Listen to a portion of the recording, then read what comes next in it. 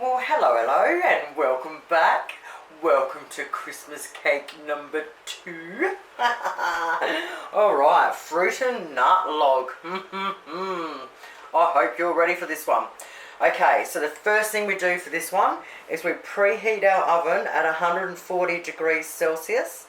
Now we want to get out 90 grams of butter, chop it up into a bowl and leave it sitting out to warm up to room temperature. That is absolutely the first thing you have to do. And then you want to get 2 large eggs or 3 small eggs and pull them out because we need them definitely at room temperature as well. We don't want them cold from the fridge. Alright, I'm just going to go through quickly what's in it and then we're going to get stuck into it.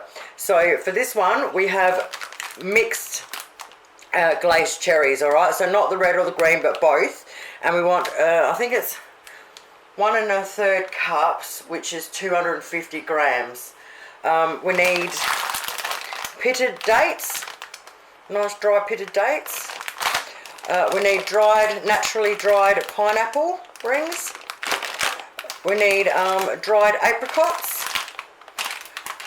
Now we need raw Brazil nuts, some blanched almonds whole, some vanilla extract, brown sugar and flowers, plain and self-raising. And of course I forgot rum. Good old Bundy today. Any rum you got, any rum you like, rum it is. The first thing we put in is 1 cup of pitted dates and we want to put them in whole. Now we want 1 1/3 cups or our 250 grams of our coloured mixed cherries, glace cherries. Now I've got just under in that pack, and I've got just enough of this one, so I'm going to add some more red ones to it. Now make sure you chuck all the cherries in whole. Then we want 1/2 cup of blanched almonds whole. We want 1 cup of our raw Brazil nuts and we want them in there whole. Now we need 1/2 cup of dried apricots chopped and 1/2 cup of the dried pineapple chopped. Now when we chop these two up, we want to chop them up to the same size as the Brazil nuts.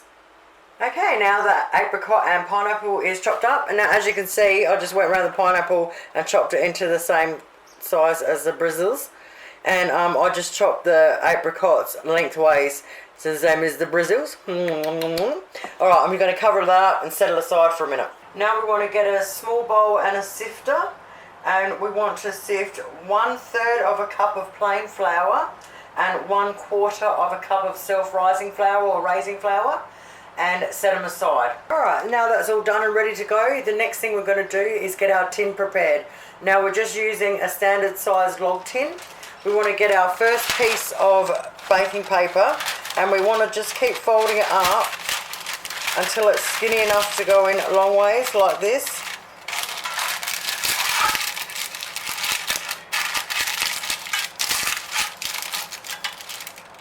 Now we want to get another piece.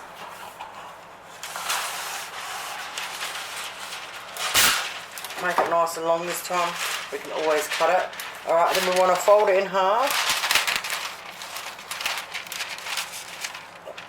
Oh, not quite half. We want to fold it to the width of the pan, like so. Put your fold down so it's not the crease on the cake. Alright, and then we want to stick that one in this way. And we want to get one more and do the exact same thing, so we're doubling up.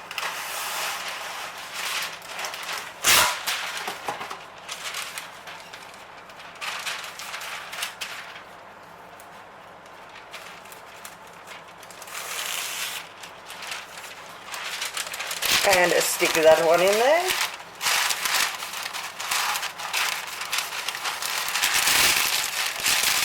I know it looks like a bit of a mess, but you get that. Alright, now we can trim them down.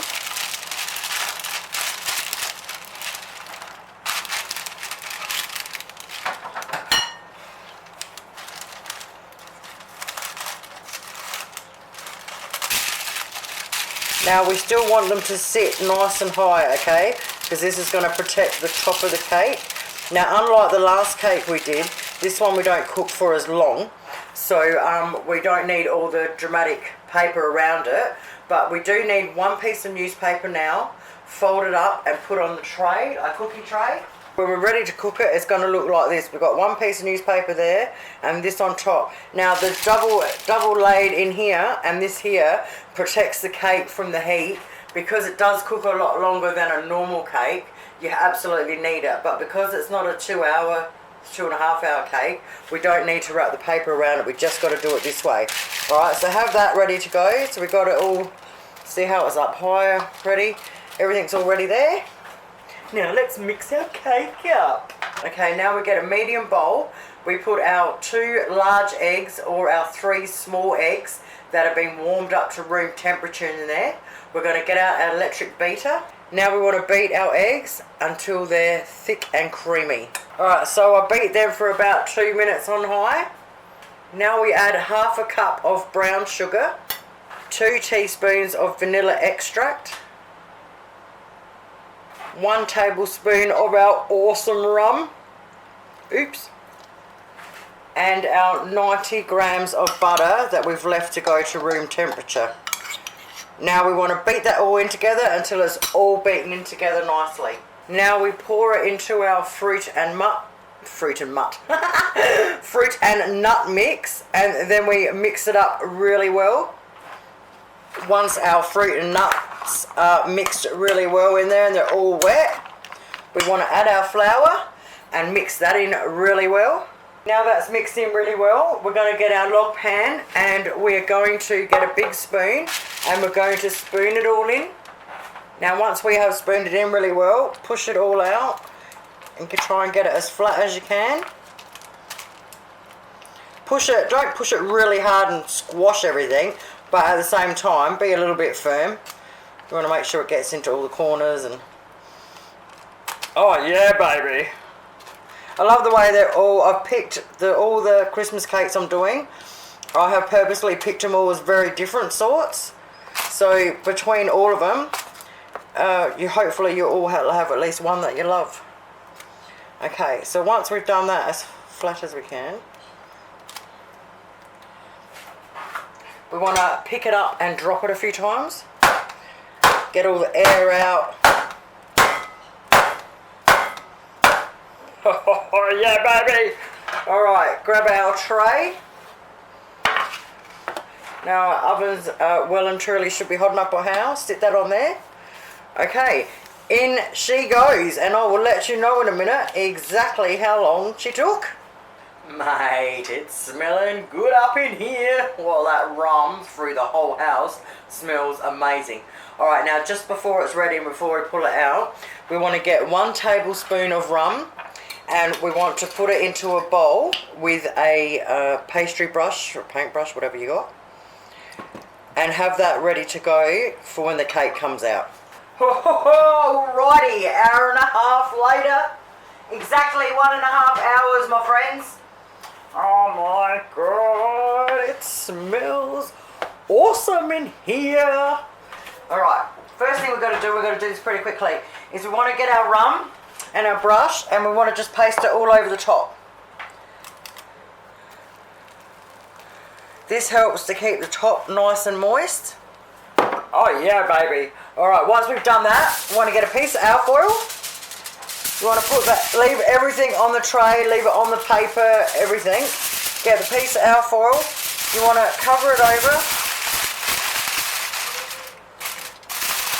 and just flick it around under the thing. Alright, and leave it loosely on the top like that. But just like tuck it up under around the rim.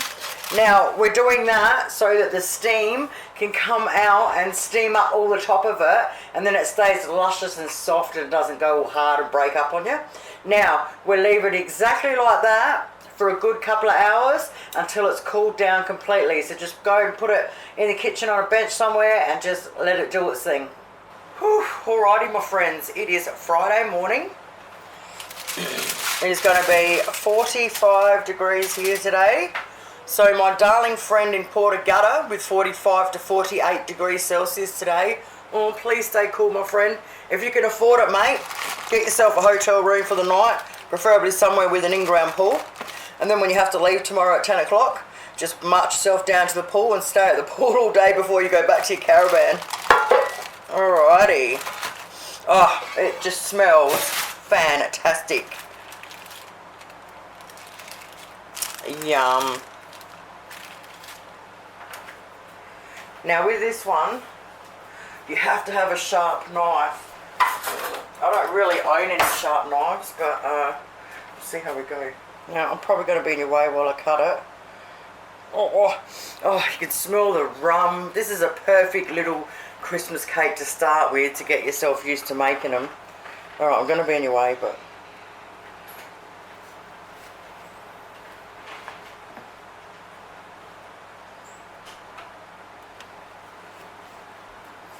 try to get out of your way for a sec so you can see. Oh, look at this beauty.